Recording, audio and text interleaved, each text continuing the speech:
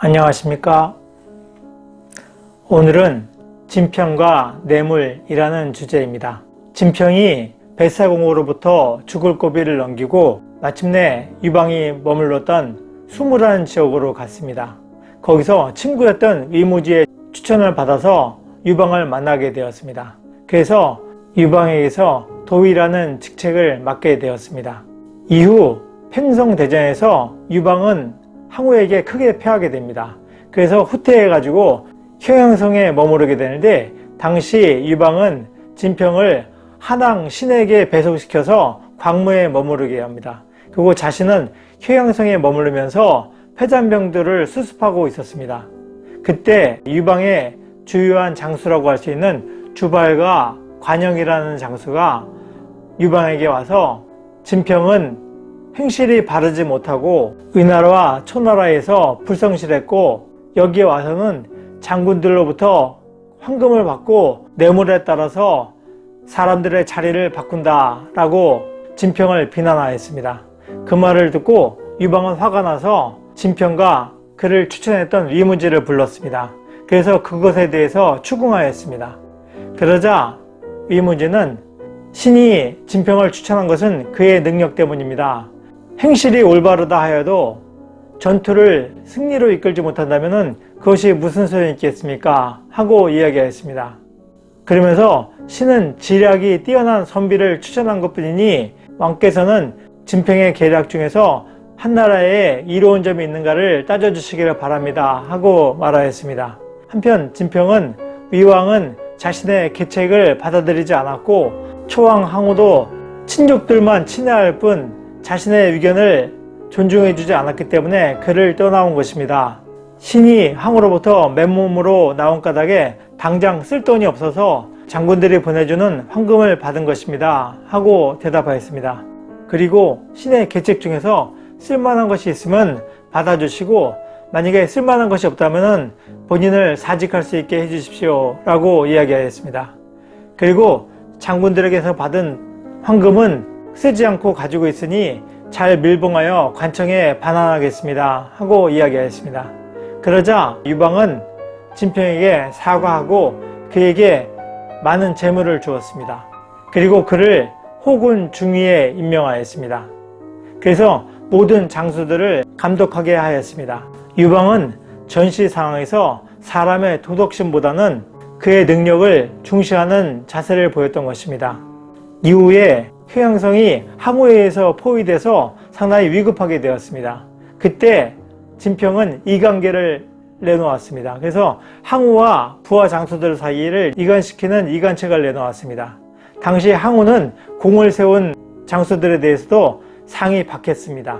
그래서 왕으로 봉해진 신하들이 거의 없었는데 거기에 대해서 진평은 왕이 되지 못한 공을 세운 부하들이 불만을 갖고 있다. 공을 세운 신하들이 항우에게 불만을 품고 유방과 내통하고 있다라는 식으로 소문을 냅니다. 그래서 항우와 부하 장수들을 이간시켰는데 그러다 보니까 항우는 부하 장수들을 믿지 못하게 되었습니다. 한편 항우가 유방에게 사신을 보냈는데 그때 진평이 그 사신을 처음에 후하게 대접하다가 항우의 사신이라는 것을 듣고 범증의 사신이 아니라 항우의 사신이란 말인가 하면서 그 사신을 푸대접하였습니다. 그래서 그 사신이 돌아가서 항우에게 사실을 얘기해서 결국 항우는 범증을 의심하게 되고 범증은 나중에 항우로부터 물러나서 고향으로 돌아가다가 화병이 나서 죽게 됩니다. 범증은 물책이나 지략이 높았던 인물인데 그가 항우로부터 배척받고 죽게 된 것입니다. 나중에 범증이 죽고 나서 항우는 내가 유방에게 속았구나 하는 생각이 들어서 더욱더 유방을 가혹하게 몰아붙입니다. 그래서 결국 유방은 효양성에서 식량 등이 차단돼서 더 이상 버틸 수가 없는 상황이 됩니다. 그때 진평이 유방을 닮은 기신이라는 장수를 유방으로 변장시켜서 밤중에 유방이 항복한다 라고 소리를 치면서 유방으로 변신한 기신을 내보냅니다. 그러면서 여인들을 병사의 옷을 입혀가지고 동문으로 내보냅니다. 한밤중에 유방이 항복한다고 하니까 성을 에워싸고 있던 항우의 병사들이 그 모습을 보기 위해서 다들 동문으로 몰려갔습니다. 그 틈을 이용해서 유방은 서문으로 탈출해서 위기를 벗어납니다. 나중에 항우는 그 사실을 알고 화가 나서 유방으로 위장했던 귀신을 불태워 죽입니다.